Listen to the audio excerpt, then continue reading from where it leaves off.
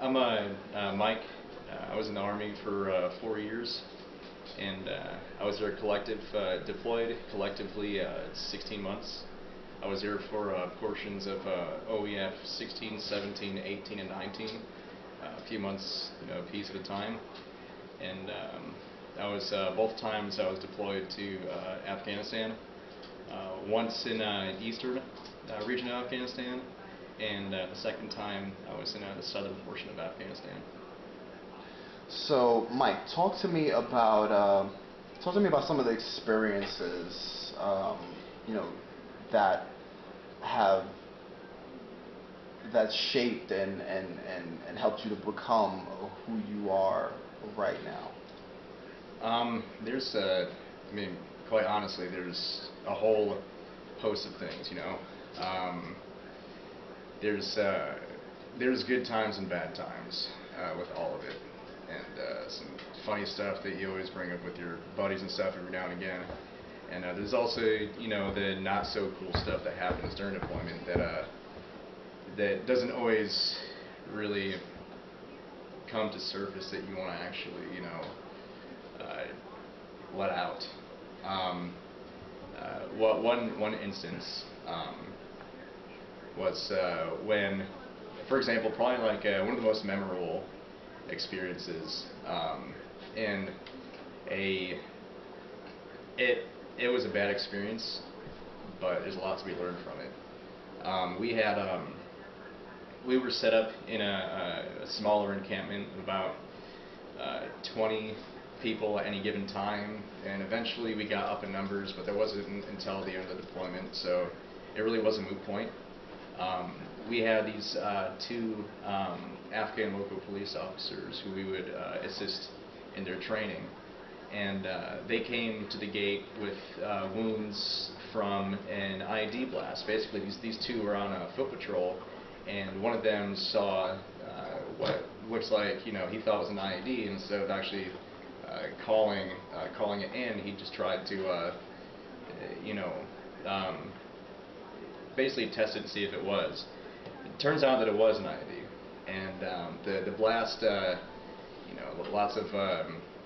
lots of injuries they both had, and so they pull up to our little front entrance of our encampment, and we go out there, me and some of the medics and some of the other guys that are collectively in the area, and they sped up pretty fast, so we knew it was important, and we brought out our two litters, because there was two not casualties, two injured, and so we load them up, and the guy that I loaded up, me and one of the medics, he just suffered from a lot of concussion wounds, and so from there,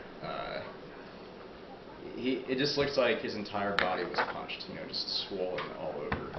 And so we bring him back to one of the med sheds. We had two of them, and so we do what we can for him. There wasn't really much shrapnel. There's little bits and pieces in the stomach, but it wasn't dug in. It was we did what we could to help him out, and he turned out to be okay. And so I go to the other med shed to lend my assistance there, and there, as soon as I walk in, my team leader and some of the other medics are there, and the first thing that my TL says to me is like, "Hey, Mikey, get the fuck out of here. We got this." And so I look at the patient. The second guy, now this was the guy who was closest to the blast, and his face is completely gone. His body's still intact, but his face is gone. It was just this red, bloody skull, and every time he tried to breathe or talk, it was these pitiful blood bubbles would come out of his teeth, like where his lips would be. And it's that's probably one of, there's a lot of different experiences that I had, but that one was probably one of the most pivotal in establishing our own mortality, just establishing that sense of mortality that a lot of us don't have, because we think that it can't happen to us. And this guy is physically unrecognizable. This guy had a family, a wife, kids, aunts, uncles, the whole shebang. I mean, a lot of them do. And if you were to bring his family in to try and identify him, I don't think they could, unless he had like an ID on him or something. But you can't make a physical identification off that. And so, like I said, that's pivotal in establishing our sense of mortality, and the fact that one wrong instance, whether it be foolishly walking up to an IED, or whether it be crossing the street, or just being at the wrong place in the wrong time, can affect your life for the worse, or maybe even get you killed. And we're sitting there trying to help this guy out as much as we can. And despite our best efforts, we both knew what the end result was going to be. Right. But no matter what, the medics did their best to keep him alive. And even though we all knew it was going to happen. And how old were you, would you say, at the time of this? I think I might have been 21, I believe that was. Yeah, 21 years old. I was. Yeah. 21 years old. So at 21, you had to witness and experience something that at that particular age, most 21-year-olds are just now realizing that they can legally get into a bar, and you're now dealing with an instance of trying to best help or to comfort somebody that's in the throes of losing their life, who through a misstep has lost their face. How did you at 21, how did you cope with that particular situation? To be honest, man, for the next few days, it just seemed like it was just like a really, it was almost as if it didn't happen. Like you have those those dreams sometimes, like when you're sleeping, and they seem so real that it didn't happen, but you Right. still kind of feel from that, Right. It was kind of like that. And the biggest realization, like when I walked out, his body still hadn't been claimed yet, and for that I have no explanation why. I have no explanation why. It was about 2 days later, I think. The body bag is there. We're waiting for his family to come pick up the body so they can bury it. And that was when I realized, like, no shit, this actually fucking happened. Right. That, like I said, it took me a while to cope with that. And well, one of the biggest things too is it's still, like, even today, it makes me like pretty squeamish around seeing blood, because it kind of triggers that that image in my head. And so talk to me about these triggers. I mean, obviously, that particular situation, though you didn't have time to mourn, you had to move on to be effective at your job, to keep yourself safe and to keep your buddies safe. Obviously, that affected you, and as you move along, obviously triggers then are created. So tell me, just for instance, what was an example of a trigger that you did not know was there? I'll tell you a few of them. Okay. The ones that I've experienced in the past. God, what has it been now? The past 14, 15 months I've been back since then. I went on block leave, as soon as we get back, and I go up to my home state, Connecticut, to go visit friends and family. And I'm in my old neighborhood, and I see this this kid, riding a bicycle. He can't be any more older than, like, 8 or 9, and he falls on his bike, kind of bad. Like, he wasn't dying, obviously, or nothing, but he fell on one of his sides, and he scraped his knee up pretty bad. And I walked up to him to see if he was okay. His parents ended up coming out afterwards, good thing, but his knee was, like, scraped up pretty bad, and he was just bleeding. And that right there, just seeing, that red liquid kind of immediately brought back this story that I just told you. The scary thing is you really don't know what a lot of your triggers are.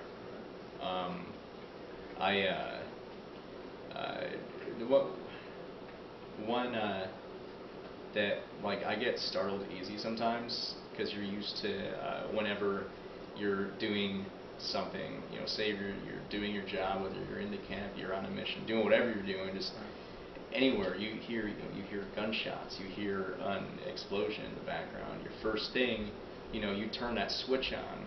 It's like, okay, got to go to the perimeter. Oh, okay, take cover, or okay, you know, you react. Right.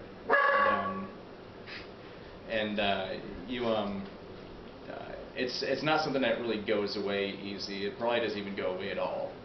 Like I said, it's 15 months or so since being back. It's still you can't really assess how long it's going to be there for, and also mannerisms just people have when you're around them. Being in large groups of people is really not something. I used to be really bad about that. Like, I used to go out every time that my friends wanted to go out, like say, hey, let's go to the mall, or hey, let's go to the bar, or to the club, or do something. I would literally be pre-gaming in my kitchen just to go out and even do something like a shopping. Right. Like, I just, you know, go into a Walmart, you know, pretty buzzed, and just have my headphones in, like, you know, yeah, like I'm the only person that exists, because that was what made me comfortable. Right. And it took me, even like right now, I still don't like the, you know, the big crowds and whatnot. And so what you're saying is social. You do have a bit of social anxiety, you know, around large groups of people. Yeah, it used to be. I find now that I'm a lot more, just like with anybody else now, a lot more comfortable if I'm with a familiar group of people, right, and there's still other people outside of that. Right. It really it's what I call, like, what really makes me nervous though is what I call the locust effects, which I'm not sure you know, like grasshoppers, they get together and I'm not sure what the metamorphosis that takes place, but what happens is when they get together and they're rubbing against each other for so long, you know, that's how like locusts are. You know, there's so many of them, they bump into each other, and you get into this mentality that, like, you know, just like locusts, they're a pest, they want to eat your crops or whatever. In my head, it's like these big group of people, I'm like bumping and moving through them. So, like I said a little bit earlier, I was introducing myself. We had a hand in assisting, doing, you know, helping out with the ALP training and whatnot. And the Afghan local police, or the police that are they're people from their individual villages that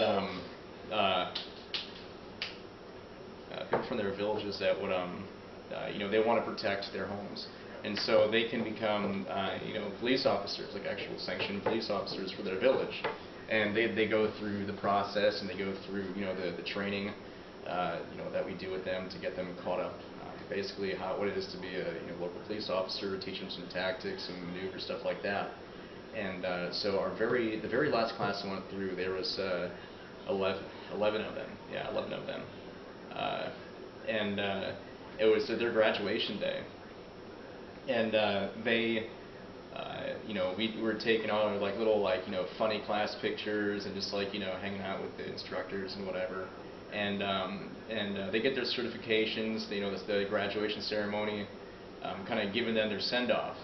And their transportation was like one of those little Ford Ranger trucks, and so they all load in the back of that and inside, you know, however they do it. It's like every Afghan vehicle is like a damn clown car, which is pretty funny. But so that they all just kind of, you know, pack in there, like pack so many people inside, you know, put the rest of the people in the back. Right. And as they're driving to the district center where they're staying, they end up hitting an IED, and they all of them, you know, passed away.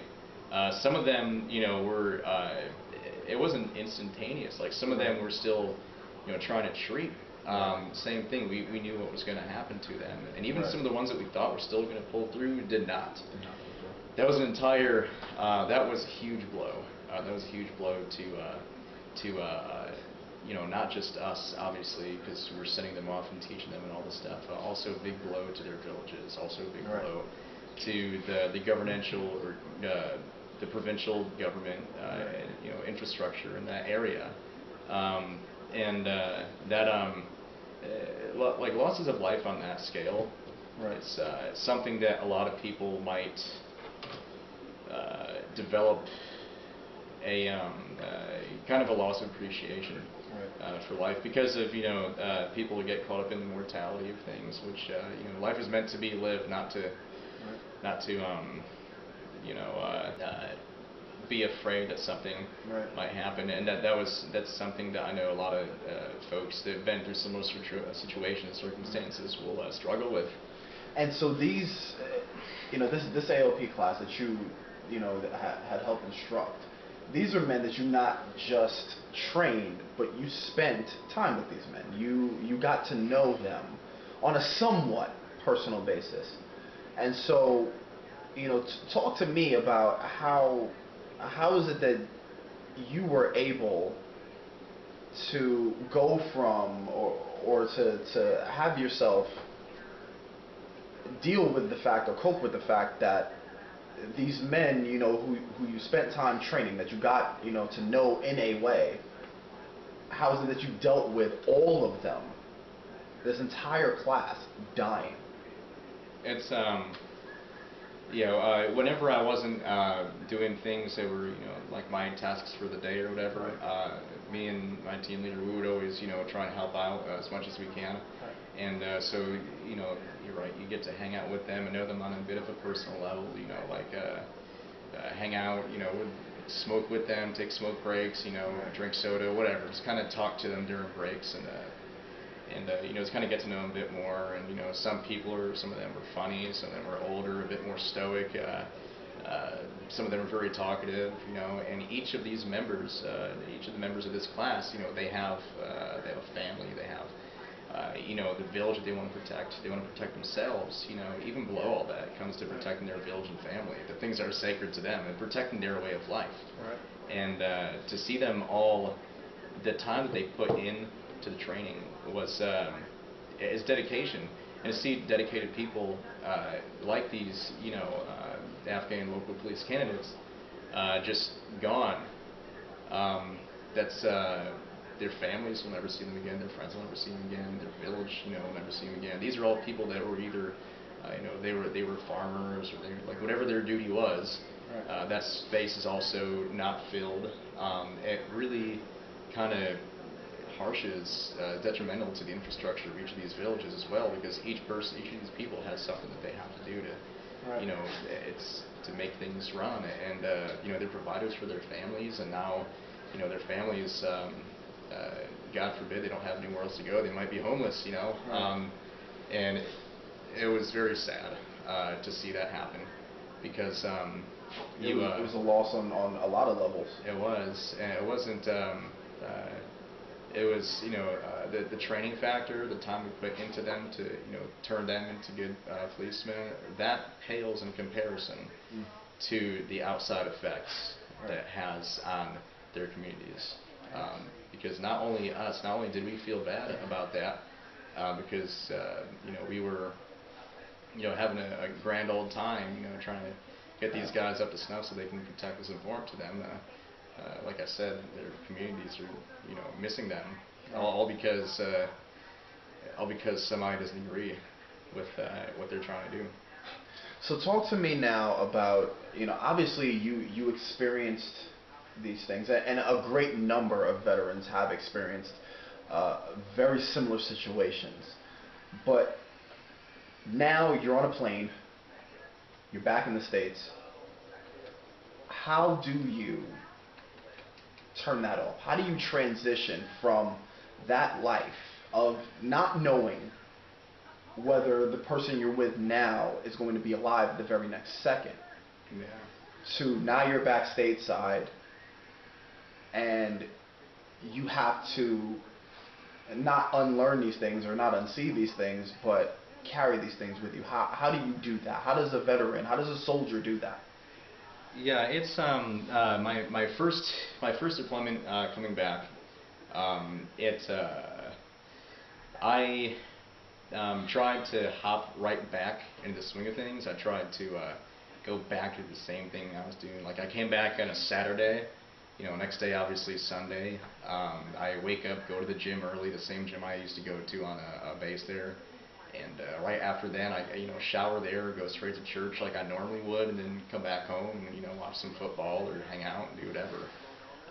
And that some of it I was able to get back into. But as far as trying to get back to hanging out with the same people and doing the same stuff that you did before, it's definitely a shock when you, especially the first time was a bit of a shock, only because that's when you truly realize that time has not stopped for you, which is not necessarily, it's not like trying to sound selfish by saying that, but you want to get back into that little niche that you were in before, Right. and you come back and realize that you're standing outside of that. You can't really get back in because things change. I mean, you can still be friends with the same people, but they move on. They're hanging out with different folks. You're doing different things from what you guys used to do, and I mean, it makes it a bit hard. For a little bit, I didn't really hang out with a lot of people. I kind of involuntarily, without trying to, kind of alienated myself. And it wasn't, like I said, it wasn't on purpose. It was just the fact that it was hard to try and carve that new niche. And eventually I did. It took a while, but I was hanging out with completely different people, made completely new friends. My second time back, I kind of, well, let me also say this. When I was here the first time, I also was not in as much contact with people because I didn't want any distractions. And while it's good to not have distractions, but keeping contact with your family and friends, it's a distraction if you let it be. It really is a good tool, so you can maintain that sense of communicational continuity with everyone and everything that's going on back home. Like for example, there was this one hookah bar in the town that I lived in there. That I would go there every Saturday night, just kind of unwind, on the weekend, and I come back and it's gone. Like just a small example. Places that you used to go to are now moved or they closed down or something. But the second time I was out there, I made it a point to actually maintain that communicational continuity that I was talking about a second ago. All my free time, if I wasn't working, if I wasn't exercising or whatever, I would be on Skype with family and friends. I would be on Facebook. I would try and keep those open. When I had the opportunity to make a phone call, I did that. Right. And I did that a lot more. So when I got back, the transition was a lot easier. Okay. Yeah, transition was a lot easier because I accepted the fact that it's not going to be the same. Right. But then just kind of roll with the punches. Just kind of go with it, and then it's easier because you're open to it. You can go back in that niche you were and kind of continue. Granted, it's not going to be like um, it's not going to happen right away still. But I mean, at least you're all the better for it. And I mean, there were good and bad things about it. Like for a while, especially the second time was a bit more rough around me because I saw the job was different, the job set was different, the area was different, people were different, and the situations were a lot more hectic than before. Right. And so I end up coming back with a little bit of sort of an emptiness, Right. and kind of I picked up drinking a lot more. The first thing I did, like the first night I was back, my friend picked me up, brought me to Taco Bell, then brought me to the package store, and I had a 12-pack of Budweiser that I had that night, and I was supposed to go to work the next morning. We were gonna have like a 3-day, 4-day weekend, but we had to show up, and it was probably stupid of me, but I did it anyways, and that became the norm. Like every time I started, feeling a little bit that emptiness, Right. I would drink to kind of, forget or, do that. And it became a habit to, like I said, like socially it was easier, But as far as things that happened, it wasn't as easy to try and forget that. So trying to fill that hole with anything you can find. Like, so in your view, what would be something that a returning soldier, a returning veteran, what would be a healthier way for them to cope? What would be a healthier coping mechanism than to taking to a bottle or find a hobby. That's probably one of the first things. Like with me, it's always been exercising, so that helped out a lot. It didn't, it's not a cure-all situation. Right. Just find a hobby, but definitely helps. You want to make sure that you have an established support system. Make sure that, like with me, I've always been a bit more closed in and kind of stoic when it came to that, about not letting. Not always talking to people about stuff. The one difference, when I came back the first time, I didn't have as much of a support system that I utilized. It was there, I just didn't utilize it. I used to separate work from home. As soon as I left work, I did not want to see anybody from work until the next morning, because that's how my mind operated. In other work scenarios, it kind of worked out, I guess, fine, okay, but in this scenario, it doesn't, because when I came back the second time, the one thing I did, I started hanging out with, like, I would talk to my friends and kind of get them a little bit. They would never truly fully understand, but they were always there for me. But the fact that there was such an informational disconnect, and there was a slight sense of ignorance, and the fact that they would not have same experience as you, it kind of harshes things a bit. I really do think that the support system of hanging out with, it doesn't have to be all the time, but just having that, that social connection, communication with the guys that were in your unit, that were with you and deployed the same places that you did, the same things you did, really does help. Right. It's very important. Like, a lot of people discount the importance of a support channel. They're like, oh, fuck it, I don't want to talk to anybody about this, I'll deal with this on my own. And I was like that, and that leads to me basically just compartmentalizing everything in the back of my head, and it slowly leaks out into doing stupid stuff, doing, irrational stuff, taking risks that you don't need to take, being nonchalant and not giving a fuck about things, and that was the wrong answer. Yeah, that was the wrong answer, and it took me a while to figure out the right one, but I'm glad I did, though, because that's, I mean, not a lot of people. Like I said, the tools are there. It's just whether you choose to utilize them or not. It's completely on you. But I heavily suggest that you reach out, because that kind of social interaction really does help out a lot. So what would you tell to the 18-year-old guy or gal who is in the recruitment office right now? What would you tell them to expect of their experience, whatever that may be?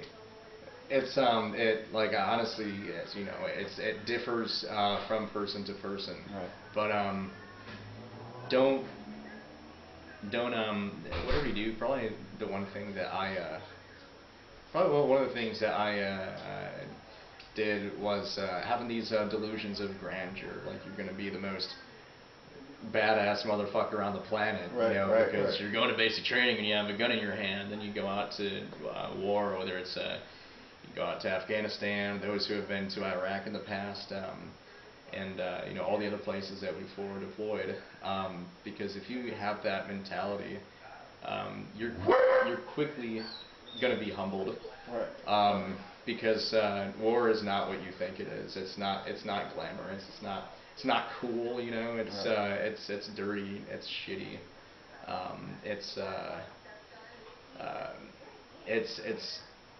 It's honorable to fight for your country and what you believe in. Right. What do you think we as Americans, and not just Americans, because this is not just an American problem.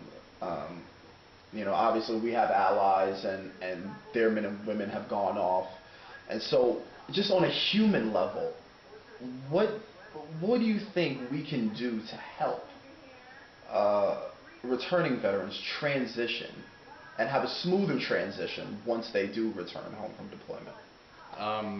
This really it comes down to essentially two things that's really important. The first one, on the basic level, say you're my friend. I come back. You don't know whether I've what I've done, stuff like that, because you're not really going to talk about that stuff that much. The least you can do and the easiest thing to do on the lowest level is just try and be understanding, even though that you may not know exactly what's going on. Try and be understanding. Allow for that I hate to say it, not margin of error. Allow for that understand that gap in societal goings-ons, I guess you can say. They the way they eat, how they talk, they may seem a little bit more inverted, introverted. That's what I'm going to say. They might be, just trying to be understanding of whatever's going on. That really goes a long way. Even just kind of, if someone said, if I tell you, hey, honestly, man, I'm not really comfortable going out to this concert. I don't really want to go. You guys have a fun time. Don't egg me on. Don't whatever. Just kind of just roll with it. I mean, it's it kind of seems shitty and bitchy at first, but there's a reason for it. We need to have our own time to kind of unwind and decompress, and just having friends who understand that goes a long way. And the second thing is to educate yourselves as much as you can. Like, no matter how much you educate yourself, unless you actually go and do it, you're not going to know the experiences of those of us who have gone and done this stuff. It's just trying to educate yourself as much as you can, just so that way you're not ignorant. Why would we, I guess in Western society, why do we place so much value on, how many kills a soldier gets? I'll tell you that what I really think is that it's not just what I think. It's kind of true though. We are a society based on numbers, based on tangible measures of effectiveness, based on a worth. Whether it be a grade school, like, oh, this guy has straight A's, this is like his personal worth is like here versus the average student. Those who play the video games, you get points off of what kind of kills you have and where you shoot them, and then you have racing games and races where you come first. You have sports. Not saying any of these are bad things, but it instills this idea, this mindset in our culture, in our society as America, which it's understandable, but it's not always healthy because people relate to that, and people really are not a number. We're not keeping score of everything we do. We don't get life points for doing this stuff. We just people are so concentrated on that end result.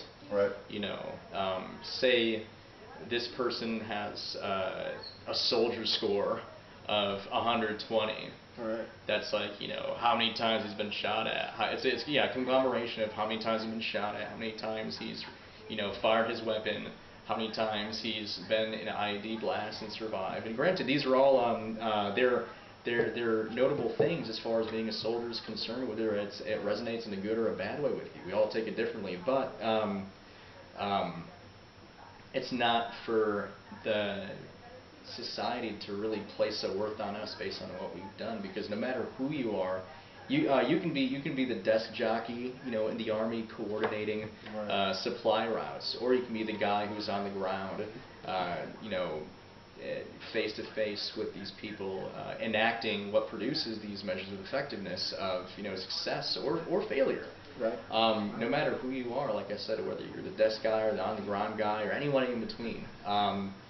I mean, your job is equally as important as the next. And to hear people try and, they're trying to make a judgment call kind of when they ask you these questions so they can establish your score, so we end up marginalizing, the returning veteran and in the process. Exactly, and it's really, like I said, it's not their place to do so. But at the same time, it really is ignorance. Like I said, to educate yourself. People are so concentrated on, like, the end result of things. They don't know where you started, and they don't know anything in between. I mean, yeah, that's really what it comes down to. We're so caught up in what is now and not what happened and not what got you there. So, would you agree that a soldier who goes out to to whatever theater to do battle, would you agree with the assessment that almost every single soldier leaves a piece of themselves on the battlefield? True. No matter what your job is, there are the rare occasions that there is somebody who's been deployed, right, and they haven't seen anything. I'm not talking about just combat. I'm not talking about just that stuff in general. I mean, these people haven't seen the end result of what happened. Like some of the stuff I told you. Like I saw a lot of the things I saw. Like you get prepared. You get prepared to react. You get trained to react. You really don't get trained to deal with the effect, the product. You don't really get trained for that, and it's definitely we should take it our own way. So, in your opinion, have we, as westernized society, or just Americans, or just human beings in general, have we done enough to help our soldiers and our veterans, no matter what war they fought in, help them adjust to coming back, to being back in a normal societal life that does not involve IEDs or insurgents? Overall, I'm gonna go ahead and say no. I'm gonna say no. Now, don't get me wrong in the fact that there are programs and tools out there that are that can be utilized that are fairly underutilized, but these are not catch-all or cure-all scenarios. Right. There's a sense of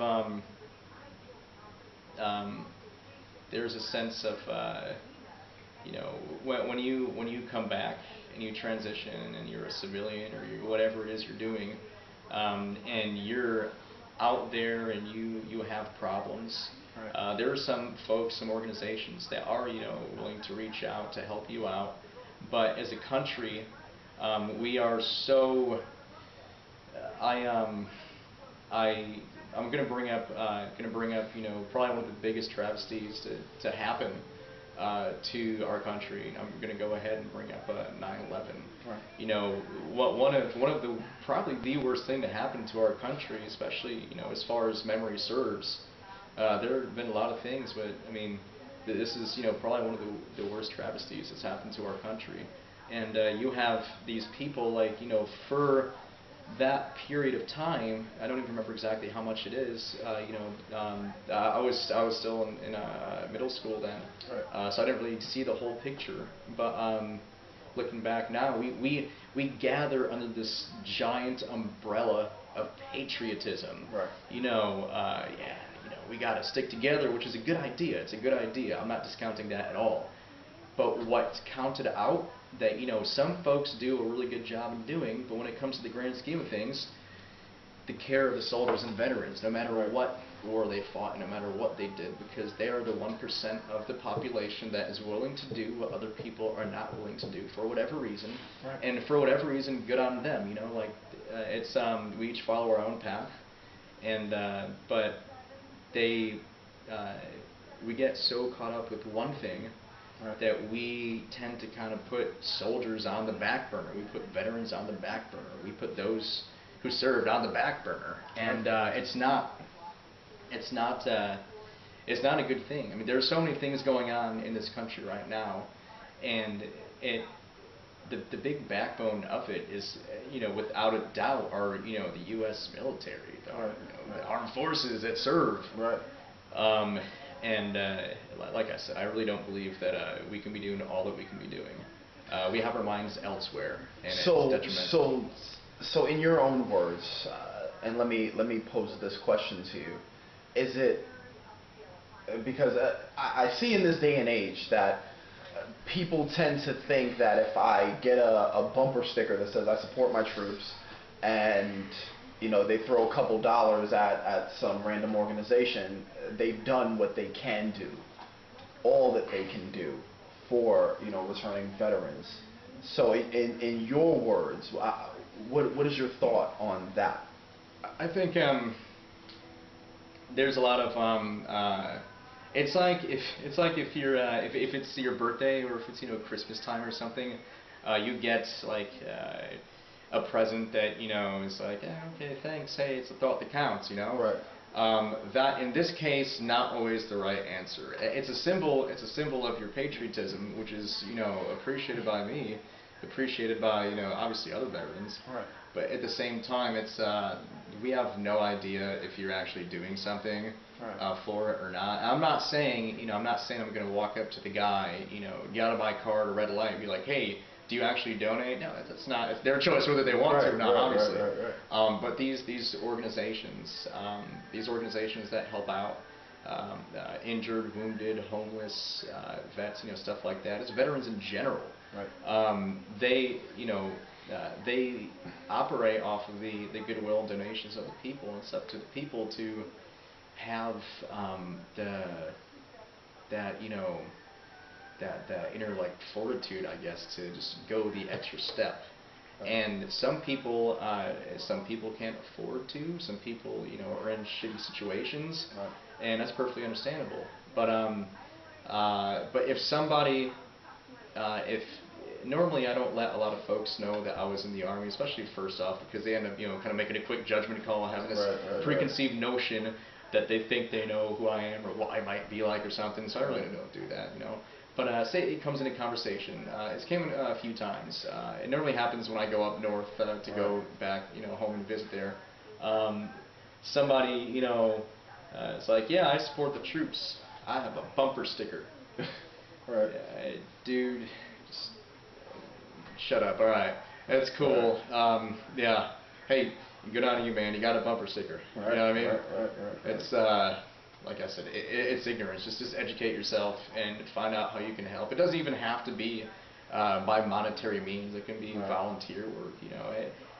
Any of these things really. It could be helping marketing, trying to get the name out there more for these organizations. There's many facets you can do to help. It's like I said, it's not everybody has to do it, and everybody should have to do it. It's up to them, but don't half-ass it. You know what I mean? Like if you're going, just do it, because you really are helping out. It's like Ron Swanson said from Park and Recreation. Why half-ass one thing when you can whole-ass it? You know what I mean? I agree. Just go all in. I don't know. It just it means a lot when people reach out, and even the handshake and the thank you I get, that right there for me is enough. I still to this day don't even know what to say. I never say you're welcome, because that's really normally when someone says thank you, you want to say you're welcome, but this is something that's someone that has that sense of gratitude to thank you for helping defend the freedoms, for them to have the ability to shake your hand and thank you. I think that the best thing that I've just started saying was, well, I appreciate you. I appreciate it. That's because there's no really words I can describe the sense of gratitude that I have, that any other veteran has, that when someone shakes your hand and says thank you. That might be actually one of their most rewarding things, actually. So you've heard the song P.O.W. Can you tell me what are your thoughts about the song and the message that the song portrays? I listened to it a few times when you sent it to me. I listened to it that night. Listened to it last night. I listened to it again this morning before I came by, and I like the song a lot because it paints a different picture of what people normally, when there's like, you know, music about soldiers, about wars, and you have these country and rock songs or whatever, Right. they paint a very positive light. Right. Which obviously, like I said, being a soldier, serving in whatever branch it is, even whatever country it is, really. But you know, as far as American soldiers are concerned, it always paints a picture in a very positive light. Not that people should not think positively of soldiers. I just don't. I mean, not to be misunderstood at all. However, this song, again, like I said, people are concentrated on the end result. They just see soldiers that, you know, oh yeah, these soldiers are awesome, you know, and it's cool and everything, awesome. I like that. But at the same time, this song, the reason I like it is because it paints a picture of, like I said, we're concentrated on the end result. This song actually paints a good picture of what goes on. You know, some of the people don't really see the problems. Like normally, we're accustomed to remembering all the bad things and remember all the good things, but in this case, it's almost the opposite. I guess, you know, like a lot of people don't really take into consideration what goes into that. You know, the sacrifices that people. You know, there's that saying. You know. All gave some and some gave all. No, it was some gave all and all gave some. I got that mixed around. Sorry. And that really is the case. And there's this one line in that the song P.O.W. It's what happened to united we stand, divided we fall. It turns out it's just a catchphrase after all. Yeah. And that really that does paint that picture. Like we all will unite under this giant umbrella of patriotism. Right. But when it comes to, you know, us, you know, veterans, just, you know, kind of falling out, having our own issues, it's not like, you know, people come out from under that umbrella to, you know, kind of like lend us a hand and get us out of the rain. And not all people, so, you know, some will, but and it paints a good picture because that's a society. We take the soldiers for granted. We sit here, we play our video games, we watch our TV, and we go to work, and we're so caught up in our own personal trivialities and our own bubble that it's hard for, you know, American citizens to, you know, just kind of reach out of that bubble and try and, you know, do something because they're so accustomed to, you know, staying within their comfort zone, staying within what they know, and not, you know, the whole blissful ignorance thing. And it's sad, but again, it's also it's understandable, but that doesn't make it right. Agreed.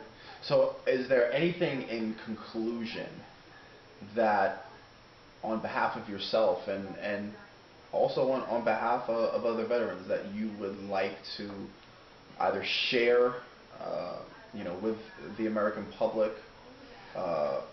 Any final thoughts on any of your experiences or?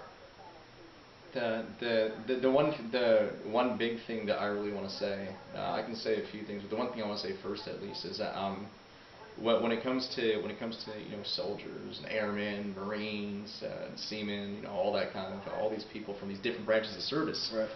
It's not like you watch on the news and you're like, oh yeah, you know, America did this, we did that. It's not watching a sports game. It's not watching the Patriots win. It's not like that. We're all real people that have real problems, that have families, have mothers, fathers, brothers, uncles, sisters, whatever. And each of us has our own individual problems. So before next time that you see something, you know, that you take, you know, with the military, that, you know, you take for granted, just realize that there's actual people on the other end of that TV screen, on the other end of that, you know, radio news soundbite or whatever. There's other people on the other end of that are actually doing that halfway around the world, far away from us, that make it possible for us to actually be able to do things that we want to do. And for the soldiers coming back, and, you know, veterans that are having trouble coming back, the biggest thing is just remain humble. Never, no matter what you feel like you deserve or don't deserve, always be humble. Always maintain that sense of integrity that's supposed to be drilled in our heads since day number one. Right. Always try and stick to as many of the values as you can, and try and just be humble. You know, just forgive people's ignorance. Don't be mad at them.